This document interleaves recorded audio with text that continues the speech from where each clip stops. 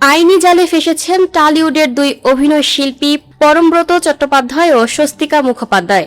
Vote পরবর্তী হিংসায় উস্কানির অভিযোগে তাদের বিরুদ্ধে এফআইআর দায়ের হয়েছে। ভারতীয় সংবাদ মাধ্যম আনন্দবাজারের প্রতিবেদন থেকে জানা গেছে, ভারতের গড়িয়াহাট থানায় পরমব্রত ও স্বস্তিকার বিরুদ্ধে এফআইআর দায়ের করেছেন আইনজীবী জয়দীপ সেন। 5 বছর আগের একটি সোশ্যাল পোস্টকে কেন্দ্র করেই এফআইআর দায়ের করা হয়।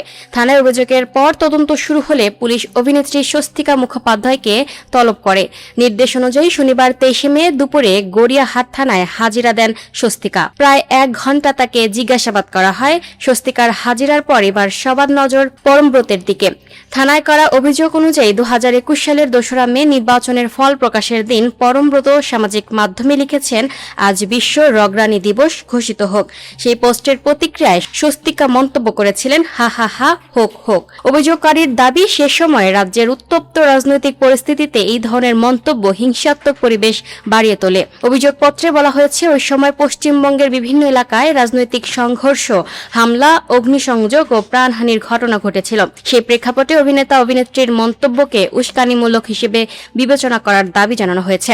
তবে এফআইআর দায়ের হওয়ার পর এখন পর্যন্ত পরমব্রত বা স্বস্তিকা কেউই প্রকাশ্যে এ বিষয়ে কোনো প্রতিক্রিয়া জানাননি। Lucky Akter, up to date news, Dhaka.